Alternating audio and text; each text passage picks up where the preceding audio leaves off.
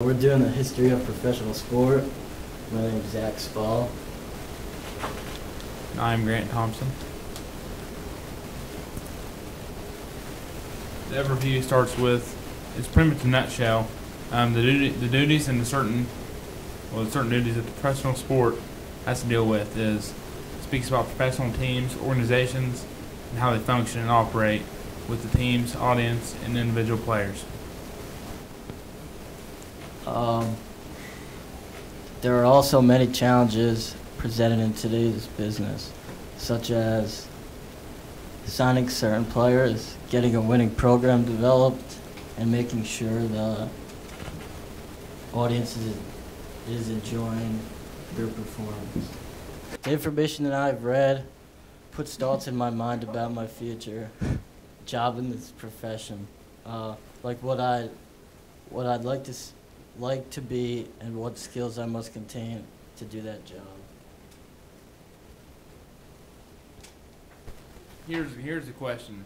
What makes the sports world go round and function well enough to stay going? Well, I think it's the fans, the advertisements, and the players, and people who just are interested in the sport, itself. The second question is, who makes it possible for it to have success and stay functioning right? Once again, it'd be the fans and the audience, the advertisements. It just doesn't matter. Whatever makes it keep going and make money will have success.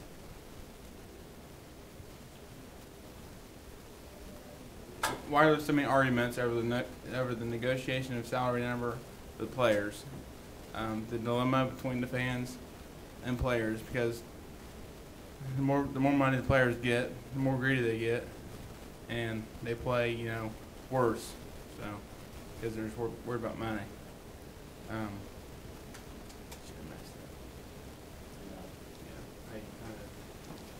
The players get more greedy the more they play because they constantly want their money up in their contracts. Yet the fans don't want to pay an arm and a leg just to watch a game. The fans and players need to find a happy medium to where it is fair to us all.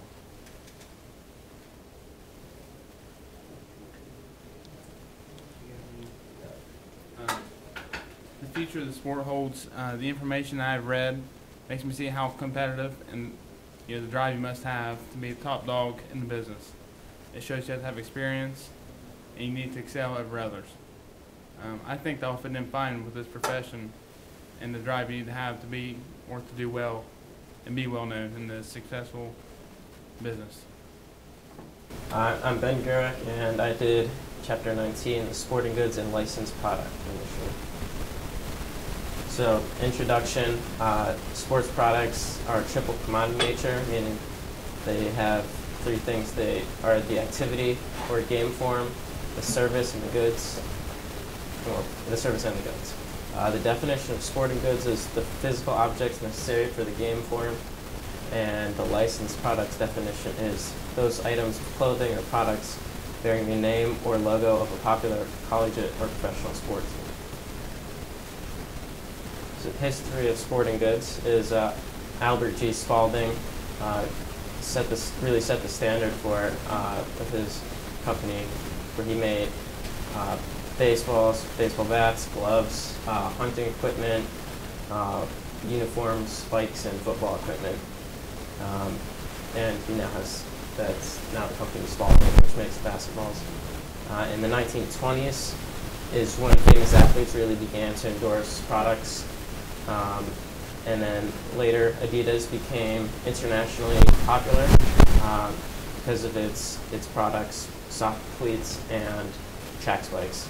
And Adi Dassler, who is the founder of the company, got Jesse Owens to wear spikes during the 1936 Berlin Summer Games, and which really further established Adidas.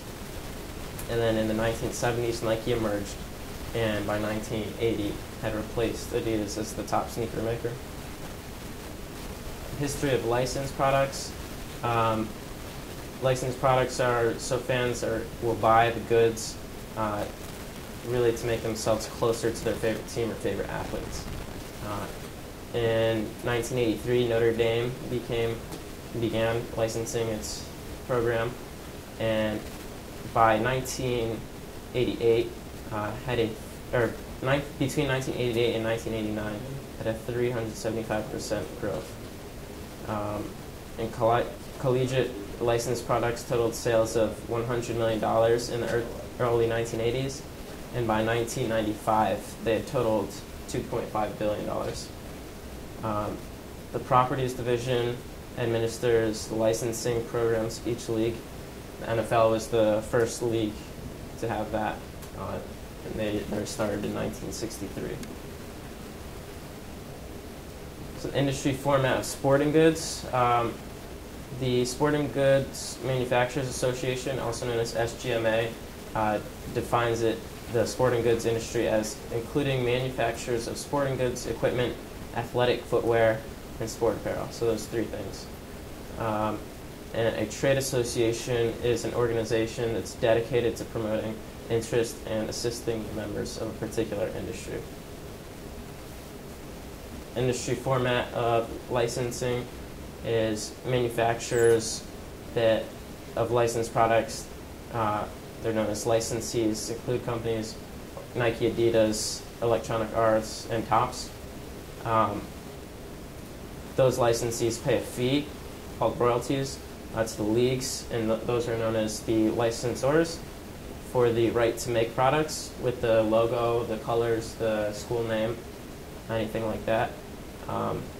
These names and logos are trademarked if they are registered with the U.S. Patent and Trademark Office.